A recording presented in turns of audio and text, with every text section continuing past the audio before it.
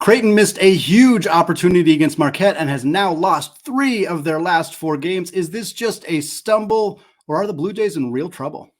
You are Locked On College Basketball, part of the Locked On Podcast Network. Your team every day.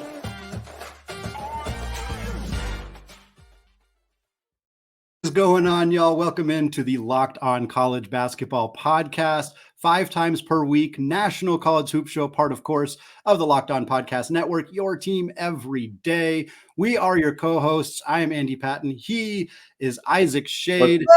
Want to shout out the everyday listeners who were with us throughout 2023 as we get into 2024. Looking forward to another fantastic full year here on the Locked On College Basketball Podcast. And if you want to join us outside of just being an everyday listener, you can join us on our Discord channel. There is a link in the show notes on audio and video platforms. It is free, and Isaac and I are there talking college hoops with y'all 24/7. Folks, today's episode of Locked On College Basketball is brought to you by FanDuel. Make every moment more. Right now, new customers get $150 in bonus bets with any winning $5 money line bet. That's $150 in your pocket if your team wins. So visit FanDuel.com/lockedon today to get started. Undefeated watch as we get into 2024. 3 teams, as we're recording this right now on New Year's Eve, are still undefeated. Houston, James Madison, and Ole Miss. I'm not sure if this held true over the weekend, but I did notice, I posted this on Twitter for those of you who saw that, every single one-loss team was ranked higher in KenPom than both Ole Miss and James Madison. I don't think it particularly means a whole lot. That was just an interesting fact that I thought was worthy of posting on social media, but thought I'd throw that out there. Folks, you can vote for us on the Sport Podcast Awards as well. We got a link for that in the show notes. It is a fantastic opportunity for us to have been nominated here for the Sports Podcast Awards, the only college basketball show in a sea of NBA podcasts. We would very much appreciate your support there. Isaac, we got a lot of fun games to talk about this weekend. Some resume killers, which is what we'll get to close out the show. Some teams that lost some games they really needed to win to keep themselves more in that conversation. Or just not lose. Games they couldn't lose, and some teams that lost some of those games. I will talk a little bit about some of the messiness on the West Coast with some teams that are typically pretty good, not having the same success as usual. In particular, Gonzaga's loss to San Diego State, struggles with USC and UCLA as well. But we start in the Big East, as we have so often on this show, because the Big East has been one of the most fun conferences we've seen in many years so far this season, and did not disappoint over the weekend. Creighton and Marquette, the flagship game for the weekend, and the Blue Jays missed this huge opportunity to pick up an early conference road win, kind of build some confidence, some goodwill with their fan base after some struggles. Instead, they blow the game against Marquette. Shaka Smart gets the home victory, 20 in a row at home for the Golden Eagles. And meanwhile, Creighton's now lost 3 out of 4. And Isaac, I think the question here is this a mid-season slump similar to what we saw from this same exact team last year, or is this Creighton team in some real trouble? Well, I haven't heard anything about Ryan Kalkbrenner having mono this time around, Andy, so I'm assuming this is a little bit different. I mean, we talked about it last week, Andy, when we looked at Creighton, how they've got to hit these thresholds of literally prior to this game, every game they had shot above 30% from 3, they had won, and every game under, they had lost. Same thing with 80 points or more scored. Well, this was the first time they shot above 30% from the field, but they did not come close to hitting those 80 points, just finished with 67. That that Marquette hawking defense that Shaka Smart always has shows up again and really shuts down the Blue Jays' ability to score. And Andy, I was also thinking about like UConn last year, how they kind of had that lull as we got into January before getting back. I am starting to worry that of the 2 options you gave me, that this is a concern, because now we're to the point where not only is it 3 out of 4, but then that really embarrassing loss. Not that the loss, the opponent was embarrassing in the loss to Colorado State, but the way in which it happened. Yeah. And so we're starting to see this as more of a trend. Like if this is a 1-off or a 2-off, that's going to happen, especially with the 3-point happy offense from time to time. But seeing it happen 4 times in your first 12 or 13 games, however many they've played at this point, That's a concern for me. Andy, I think one of the biggest issues is Stephen Ashworth, who we thought would absolutely light it up the way he had at Utah State, but we're seeing some struggles there. Creighton, too, like, as you said, like when you start off this way, they built an 11-point lead, and I was like, oh man, the Blue Jays are going to get a statement here at Marquette. It wasn't meant to be. Yeah, and I think for me, like you look at the Colorado State loss, which again, opponent's not so bad. The UNLV loss, that opponent is more of a concern for Creighton. UNLV does not look like an NCAA tournament team right now. They're not terrible, but it's not a game you can really lose if you're a team, vying for a top 3, top 4 seed in March. And those stand out more when you lose these kinds of games, because a road loss to Marquette in conference play in a vacuum, fine. You're kind of okay with that. Like the Big East is tough. Road losses in conference play happen. Almost every team suffers them, even, the truest, most talented teams in the country. UConn took them last year. They're going to take them this year. They already did to Seton Hall. But for Creighton, it's the fact that, like you said, they were winning this game. They should have, they shot well for most of the game. They held Marquette to 37% from the field. They shot 45.5%. They shot 37% from three. Like, those are recipes to win basketball games, and it didn't happen. And to me, like you mentioned, Stephen Ashworth, he was 1 of 6 in this game with only 3 points, only 5 assists, played 20 minutes. Like, you can tell that there's some issues with his ability to kind of run this team on a consistent basis at the point guard position. But something that has really stood out to me is the lack of usage for Ryan Kalkbrenner on the block. Yeah. And you talked about that last week. Yeah, and it's still an issue. It's still an issue. 8 points, 3 of 7 shooting. So it wasn't a super efficient night from him. And certainly Marquette and Oso Ighodaro had plenty to say about that as That's right. Very talented defensive team. And Ighodaro himself struggled on the offensive end because of the energy exerted defensively. But you can't have 7 shot attempts for Ryan Kalkbrenner in a must-win game like this. You just can't have it. And Baylor Shireman took 15 shot attempts. Now, granted, he had 23 points. He was 7 of 13 from 3. He had a very nice game. I'm not trying to denigrate him at all, but Shireman, Ashworth, Trey Alexander combined to shoot 23 3-point attempts, 23 of them. They made 9 of them. Again, 7 of them were Shireman. Ashworth goes 1 of 6. Alexander goes 1 of 4. But in a game like this, when you're on the road and it's a hostile environment and you have a very, very talented, skilled scoring big on the block, you have to utilize him. That's a guy you have to go to. And I know the matchup is tough with Ighodaro, and there are other, matchups in the Big East that are going to be more favorable for Kalkbrenner and Creighton going forward. But with Ashworth struggling to shoot right now, like with Trey Alexander being as inconsistent as he has been this season, which I think is a big storyline for Creighton's similar inconsistencies, not utilizing Kalkbrenner enough. 2 of 3 from the free throw line. So not only does he only take 7 field goal attempts, he only gets to the line twice. Like, that's, you got to use the big guy more. And I think the lack of doing so is something that, if they don't change that, it could hurt them even more going forward. Yeah, like you said, it's tough to get it in against a great defender like Ighodaro. But like late in the game, Creighton goes inside to Kalkbrenner, and he scored easily because he had established position. He was ready to go. Like, I feel like you at least got to give him the touch. And that was it for me. It's like he wasn't even getting enough touches. Even if he's not scoring, getting it in there is going to shift the defense. He can kick it back out, whatever you got to do. And I just want to see them not settle for as many threes. And Andy, you talked about the field goal percentage. Creighton shot almost 10 percentage points better than did Marquette, 45.5 to 36.8. So I was asking myself, like, what gives? Well, it makes itself very apparent, Andy. Marquette had 13 more shot attempts. That's because of things like 18-4 on the offensive glass for Marquette. Andy, that is absurd kind of numbers to have, especially with Creighton's athletes who should be able to finish off defensive possessions with a rebound. You talked about the free throw line. Marquette outscores Creighton 13-5 at the charity stripe. That's another indicator, as you said, of not getting the ball inside right there. Whether through drive or whatever it is. Creighton had 18 turnovers. Marquette only had 13. Marquette had 10 steals to Creighton's 5. So you start looking in to that nitty gritty, and it's like, sure, you shot better, but we took 85 more field goal attempts than you did. And then it all starts to make sense. So Andy, I haven't asked you back your question to me. Do you think we're at a kind of a just skid in the middle of late December, early January for Creighton? Do you think they get this figured out, or do we have bigger issues for Greg McDermott's team? I'm worried about Creighton. I don't think it's like full on panic mode necessarily, but kind of going back to what I said, they're really relying on the 3-point shot. One of the guys they were super reliant on to bring in and provide consistency from beyond the arc is not doing so. Trey Alexander, I think, is going to be fine. He's an incredibly talented young man, and I think he's going to figure it out. But I'm not confident that Ashworth will necessarily.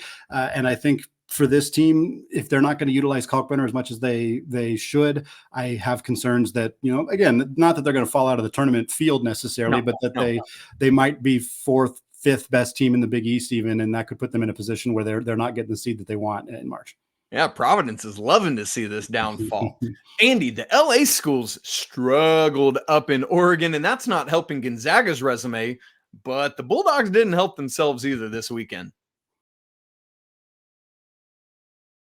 We'll talk about that in just a second, right after I tell you that this episode of Locked On College Basketball is brought to you by our good friends at FanDuel.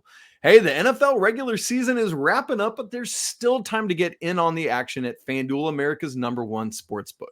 Right now, new customers get $150 in bonus bets guaranteed when you place a $5 bet. That's $150 in bonus bets, win or lose. The app is so easy to use, and you got a bunch of different ways to bet, like same game parlays, or there's this new Explore tab where you can find bets.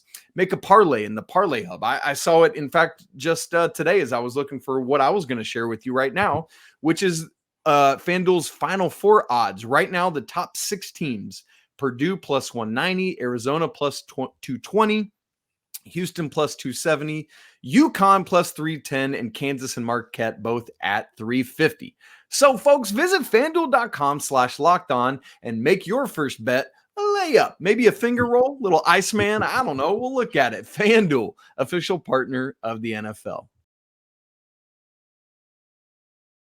All right, Andy, we want to talk about the LA schools and their struggles in Oregon this weekend. But to get into it, it's also important because Gonzaga had been relying on some games against those schools. Unfortunately, the Bulldogs fall at home this weekend to San Diego State. The Aztecs winning 84-74 in the Kennel. Andy, what's going on?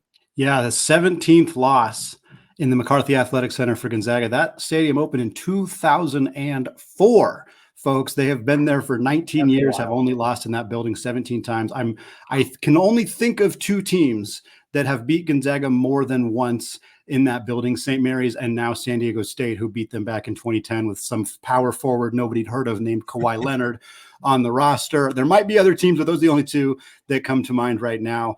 Gonzaga loses by 10, like you said, and the Zags are in trouble. They're 0-4 in quad 1 games. And yes, they expected UCLA and USC to be better games. Certainly, they hoped that those teams would not be where they are currently. UCLA is not barely a top 150 team in the net. As we're recording, they're 144th. That is a tremendous fall for Mick Cronin's team, considering where they were last year. USC loses to both the Oregon schools, Oregon and Oregon State. I think they're 1-5 since Bronny James came from his injury. Again, from his cardiac arrest. Again, not because they're not losing because Bronny James is back, but they were hoping he would come in and kind of help right the ship, and that has not happened for Andy Enfield's team. But for Gonzaga, yeah, those wins are not aging well on their resume, but you have to take care of your business. I think if you're a Gonzaga fan, you can accept the loss to Purdue, probably the best team in the country, a team you were beating at halftime. You can accept the loss to UConn, a game that you were competitive in for a full 40 minutes,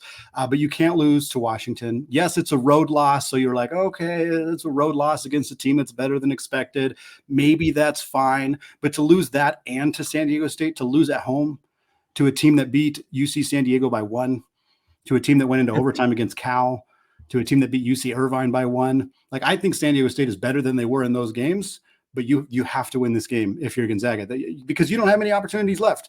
As we're recording this right now, there are 3 quad 1 games remaining on Gonzaga's schedule at this point. One of them is guaranteed to remain a quad 1 game. That is at Kentucky, Rupp Arena, February 10th. No chance that game's going to fall out of the quad 1 conversation, but that's not a game Gonzaga is going to be favored in at all. maybe they can pull off a stunner and go beat John Calipari at Rupp, but that's going to be a really tough game. The other two are St. Mary's on the road and San Francisco on the road, which are both currently quad one games. I think they'll probably both stay quad one games. St. Mary's is 51st in the net. San Francisco's 39th right now. So both those teams would have to fall out of the top 75. But at the same time, the WCC is not nearly as strong as it's been in the past. And if either of those teams lose to LMU or Santa Clara or Portland or somebody else, that could push them down that conversation. So for Gonzaga, yes, the resume has not been built up by the teams that they played. They needed some help from those teams, from Syracuse, who hasn't been all that good either, although they picked up a nice win over Pitt we'll talk about later.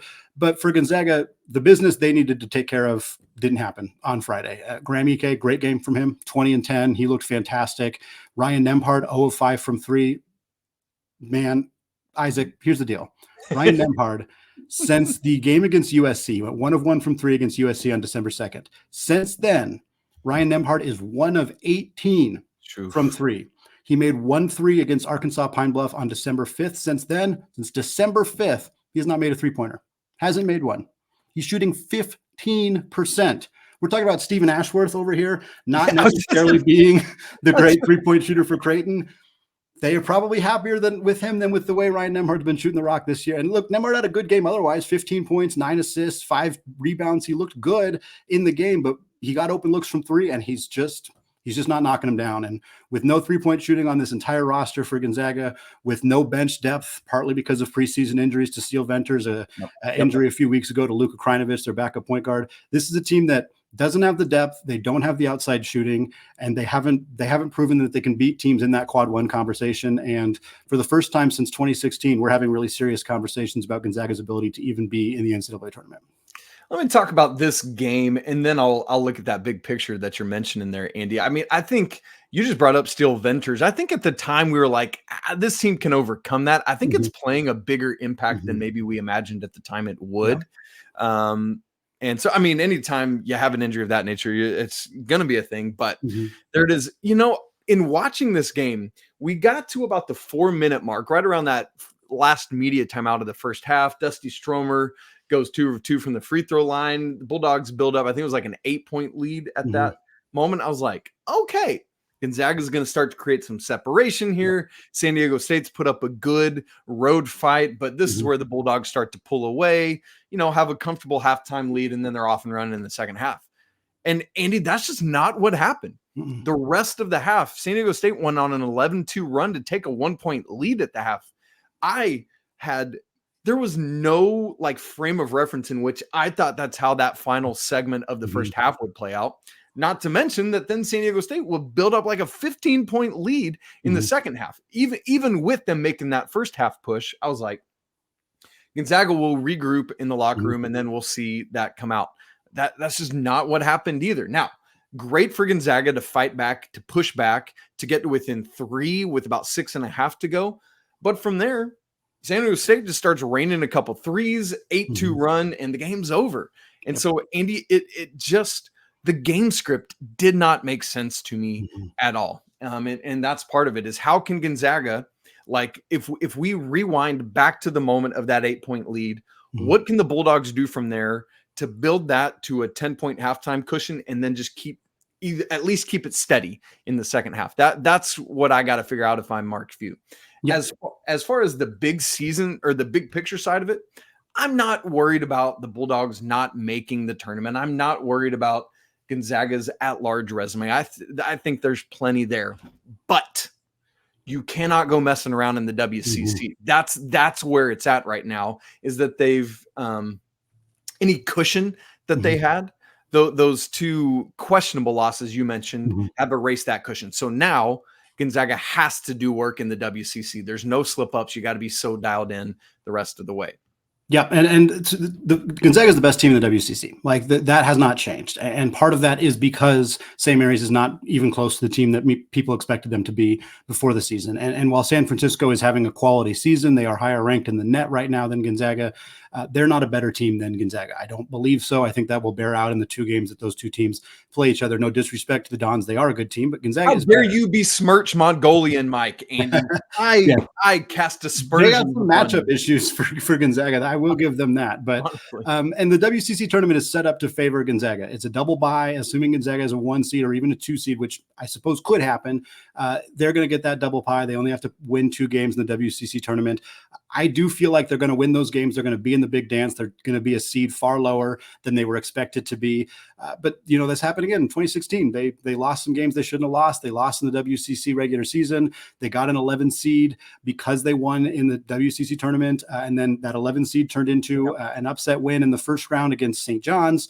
And then a big upset win over number 3 seed Utah because DeMontis Sabonis ran circles around Jakob Poeltl. Gonzaga advanced to the Sweet 16, ended up losing to a 10-seeded Syracuse. But that was the start of Gonzaga's streak of Sweet 16s, which is now extended to 8 years. That was the year that started it, and it was a year they barely made the tournament. Isaac, you probably remember what happened the following year. In 2017. Gonzaga went all the way to the national championship and was winning with 6 minutes to go until Kennedy Meeks stepped out of bounds, and all of a sudden they lost to some team called the Tar Heels in North Carolina. But I'm not too worried about Gonzaga, but it has a lot of things that needed to go their way this year have not, and they haven't taken care of business when they needed to. All right, the Pac-12 LA schools, Andy, UCLA almost kind of really helped themselves. They won at Oregon State Thursday, was given Oregon everything they wanted on Saturday before falling by 5, which Oregon had to do. Oregon cannot lose that game. But man, Mick Cronin's team almost made some good news, some good turnaround for themselves in the Oregon swing. Just couldn't quite do it. But I think the bigger 2 stories, Andy, because UCLA just kind of, they're where they're at right now, as you said a minute ago. USC, woof, they lose both games of this road swing in Oregon. Oregon on Thursday, Oregon State on Saturday, which is not an embarrassing loss this year, but it ain't good. Not great. It's very not great. But I think maybe Oregon is the second biggest story. USC losing both of these is the biggest, but Oregon winning both of these is great for the Ducks and Dana Altman's team. We got to start just kind of taking Oregon a little more seriously as we go through Pac-12 play to see what they're going to do. But Andy Enfield's team's got to get it figured out. Yeah, USC's in a bad spot, in a bad way right now. Number 1 recruit in the country, super high profile player addition in Bronny James. They returned Boogie Ellis, who averaged 18 a game last year. Add some quality players like DJ Rodman. There's no reason for this team to be in this bad of a situation right now. But for UCLA, Mick Cronin he seems like he's got a foot out the door at this point. He had some quote about Sebastian where he isolated a specific play where Mac made a mistake in a post-game press conference, said, this is the kind of mistake that, our team is making. On a veteran team, he'd only play about 5 minutes per night, which I don't know why on earth you would say that in a post-game press conference. I don't understand the logic there. He basically said, if I had better players, we would be winning. And then he said, well, I don't have better players because of my NIL collective. And it's like, Mick, at what point are you going to take any kind of ownership of this? Because you not getting good players, maybe there's some NIL issues going on there, but that's still your fault. And you saying we don't have the right players, that's why my team, you got to take some ownership, dude. This is on you. And if your players are making mistakes, that's on you too. You got to figure it out. And UCLA does not look like a tournament team. USC doesn't either, but I have more confidence in their ability to turn it around because, frankly, I'm not sure these UCLA players are even going to keep playing for the coach at this point. No, that's a good point. Maybe Papa John's is coming calling. Andy, I'd also like to raise my hand and retract something I said a minute ago. The Oregon State loss is embarrassing. Let's just leave that there. Did you look at Oregon State's KenPom ranking? Is that I thought they were higher than they are. Andy, it's so bad. Yeah. Hey, here's the good news. They jumped into the top 200 in the net today. They're up to 189 now instead of 214. Yeah, I thought they were 16-point loss. Wow, that's bad. That's bad. Well, it is a resume killer for USC, and what we're going to do now is talk about some other resume killers. We got a special 6-pack to kick off 2024. We're going to look at some resume killing games from this past weekend, including another quad 4 loss for the Owls of Florida Atlantic. What does that mean for them? We'll get to it coming up right after this.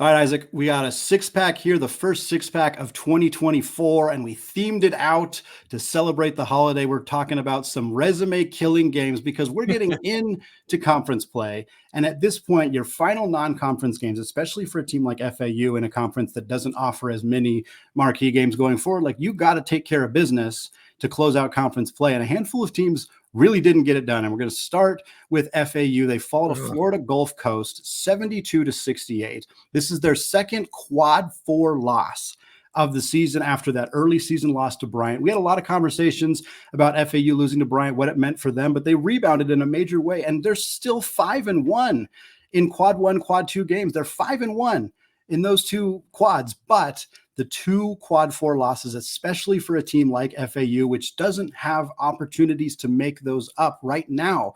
They only have one. We talked about Gonzaga only having 3. FAU has one quad 1 game left on their schedule at Memphis. It's possible their home game against Memphis will end up being a quad 1 game just because Memphis could move into the top 30. But right now it's quad 2.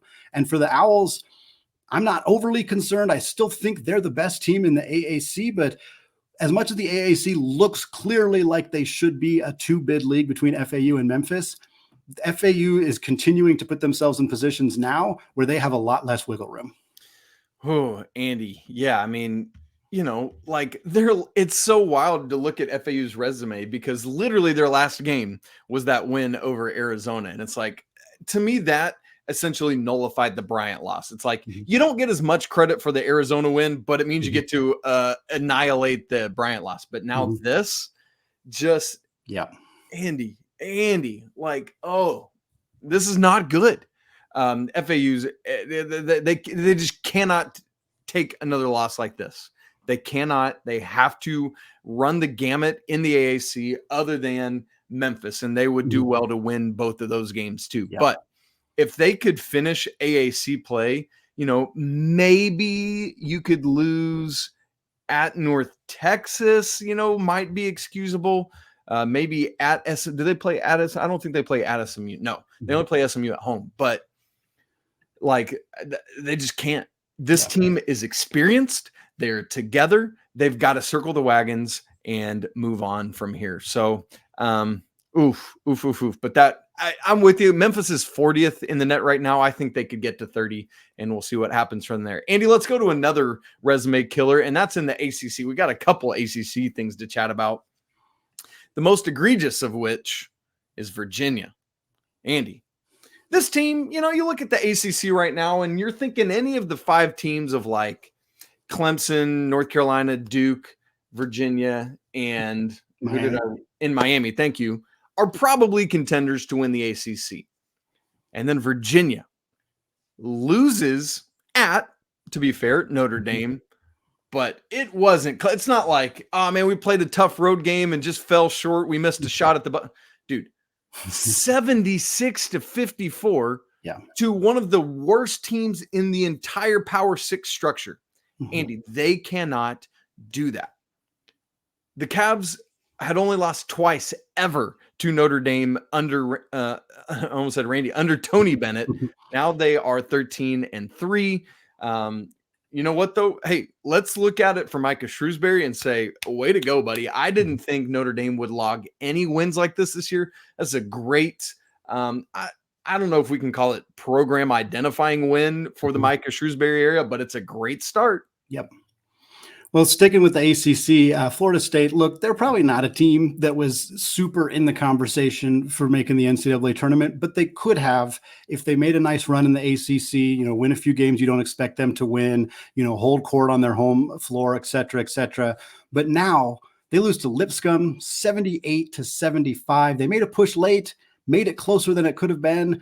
But again, you can't be having to make late pushes to get into games like this. You just can't be in that position for the Noles.